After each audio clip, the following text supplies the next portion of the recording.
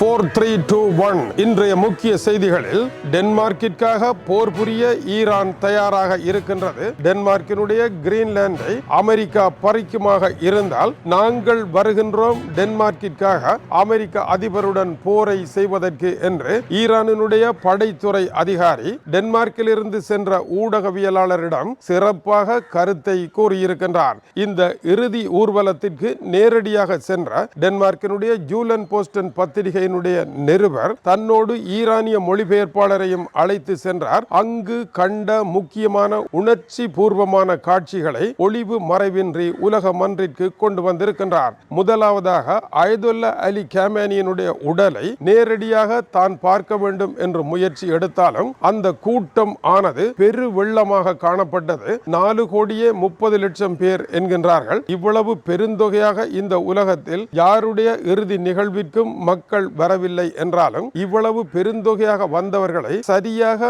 4,30,00,000 என்று எப்படி ஈரானினுடைய அரசு கணக்கிட்டது என்பது தெரியவில்லை. ஆனால் ஈரானினுடைய தலைநகர் தெஹ்ரான் காலை 8 மணிக்கே மக்கள் நடமாட முடியாத அளவிற்கு நிறைந்து போய் இருந்தது. 90 மில்லியன் மக்கள் வாழுகின்ற ஒரு பெரு நகரம் ஸ்தம்பித நிலையை அடைந்து விட்டது. கார்களை நிறுத்த முடியவில்லை. வெளியில் நிறுத்துவதற்கு அனுமதி வழங்கியிருந்தார்கள். அடுத்தபடியாக அயதுல்லா அலி காமேனியினுடைய உடலை பார்க்க வேண்டும் என்று டென்மார்க்கினுடைய செய்தியாளர் விரும்பிய பொழுது வழி இல்லை. அந்த மக்கள் வெள்ளத்திற்கு உள்ளாக ஊடுருவி அங்கே செல்ல முடியாது. அவ்வளவு பெரும் தொகையான மக்கள் இருந்தார்கள். எனவே மொழிபெயர்ப்பாளர் அங்கிருக்கும் ஈரானினுடைய ராணுவ அதிகாரியை சந்தித்து நாங்கள் காமேனியினுடைய உடலை பார்க்க வேண்டும், அதற்கு ஏற்பாடு செய்யுங்கள் என்ற பொழுது டென்மார்க்கினுடைய ஊடகவியலாளரை கூர்ந்து பார்த்த ஈரானினுடைய படைத்துறை அதிகாரி, யார் நீ, எதற்காக நீ ஈரானுக்கு வந்தாய் என்று முதலாவது கேள்வியை கேட்டிருக்கின்றார்.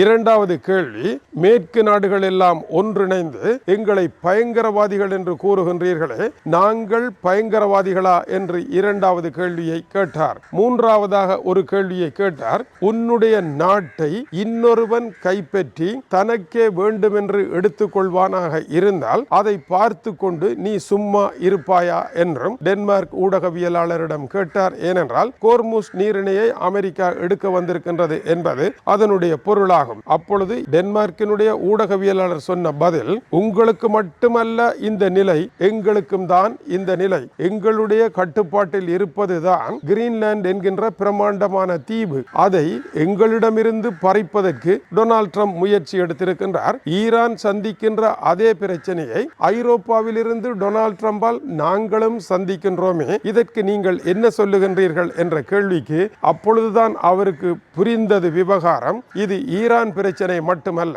இன்று ஐரோப்பாவிலும் இதுதான் பிரச்சனை என்ற பின்னர் அவருடைய முகத்தில் மலர்ச்சி ஏற்பட்டதாகவும், உனக்கும் ஒரே பிரச்சனை, எனக்கும் ஒரே பிரச்சனை, எதிரிக்கு எதிரி நண்பர்களாகி விட்டோம், உனக்கு என்ன செய்ய வேண்டும்? டென்மார்க்கினுடைய கிரீன்லாண்டை அமெரிக்கா பறிக்குமாக இருந்தால் டென்மார்க் அரசாங்கத்தை ஈரானுடன் தொடர்பு கொள்ள சொல்லுங்கள், நாங்கள் எங்களுடைய படைகளை அனுப்பி டொனால்ட் ட்ரம்பை தடுத்து நிறுத்த தயாராக இருக்கின்றோம் என்று அவர் குறிப்பிட்டதையும் அந்த செய்தியில் சுட்டிக்காட்டுகின்றார். அதன் பின்னர் சிறப்பான ஒரு ஜீப் வண்டியில் அவர்களை ஏற்றிக்கொண்டு மிக விரைவாக அந்த கூட்டத்திற்கு உள்ளே அலாரம் அடித்தபடி நேரடியாக காமேனியினுடைய உடலம் இருக்கின்ற இடத்தை நோக்கி விரைந்தாலும் திடீரென உள்நாட்டுக்குள் ஏற்பட்ட பலவேறு தலைவர்கள் இருக்கின்றார்கள். அவர்களுடைய கட்டளைகள் ஒவ்வொரு பிராந்தியத்திலும் வேறு வேறாக மாற்றி அவர்கள் ஒவ்வொருவரும் இந்த இடத்தில் தங்களுடைய அதிகாரத்தை காட்ட முயற்சி எடுப்பதனால் உள்நாட்டில் ஒற்றுமை இல்லாமல் இருக்கின்றது.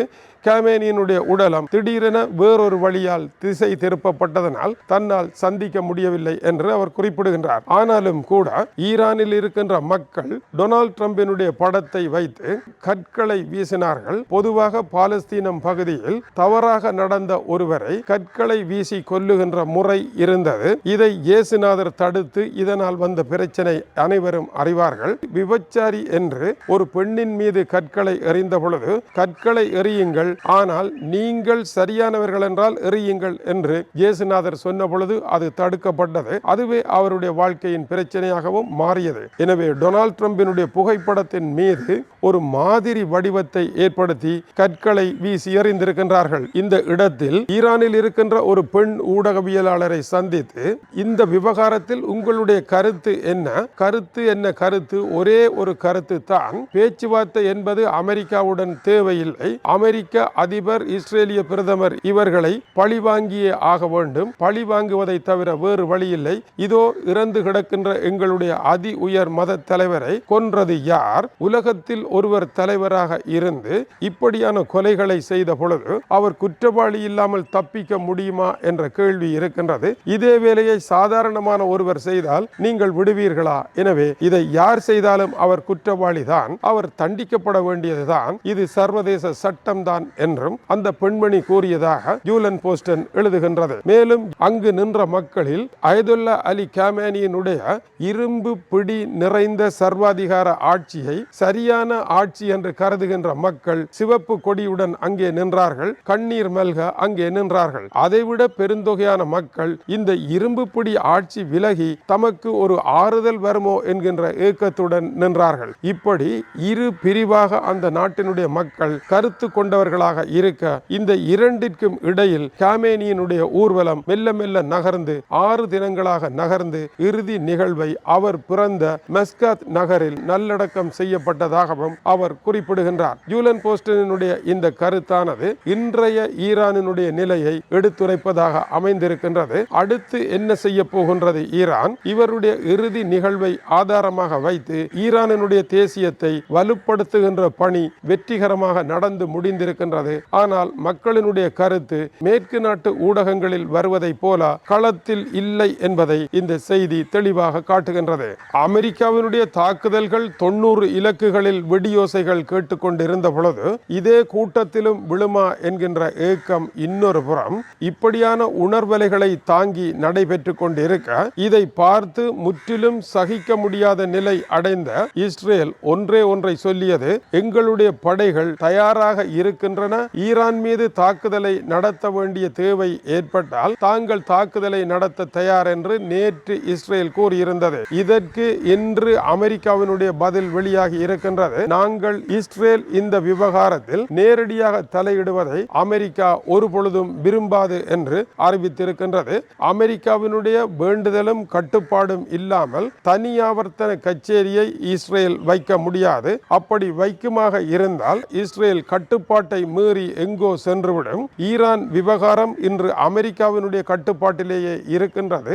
அந்த கட்டுப்பாடு விலகுமாக இருந்தால் பிறகு எதையுமே செய்ய முடியாத ஆபத்தான நிலையும் அது உலகப் போர் ஒன்றை உருவாக்குகின்ற அபாயமான ஒரு சூழலையும் உருவாக்கும் என்பதனால் இஸ்ரேலை தலையிட விடமாட்டோம். இஸ்ரேல் தனியாவர்த்தன கச்சேரியாக ஈரான் மீது குண்டுவீச்சுக்களை நடத்த முடியாது, அமெரிக்காவிற்கு தெரியாமல் என்றும் அமெரிக்கா அறிவித்திருப்பதாகவும் செய்தி வெளியாகி இருக்கின்றது. இது இஸ்ரேலுக்கு போடப்பட்டிருக்கின்ற கால் கட்டாக இருக்கின்றது. இஸ்ரேல் கருதுகின்ற கோணத்தில் போர் ஒன்று அவசியமில்லை என்பது அமெரிக்காவின் முடிவாக இருக்கின்றது.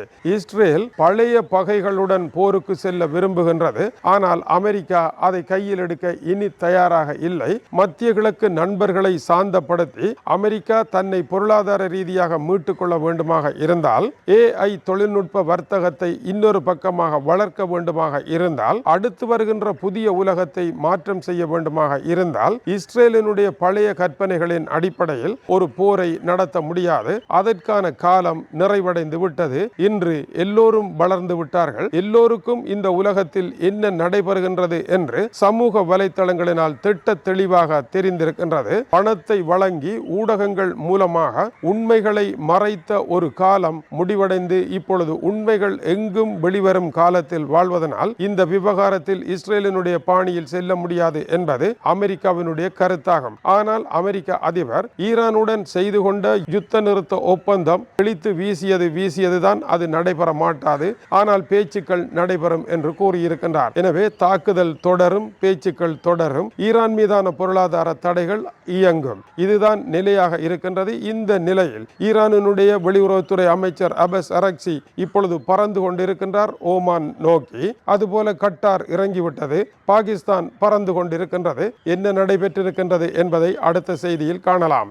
இது டியூப் தமிழினுடைய உலக செய்திகளுக்காக இலங்கை வடபுலம் யாழ்ப்பாணத்தில் இருந்து கீசே துரை. வணக்கம் உறவுகளே.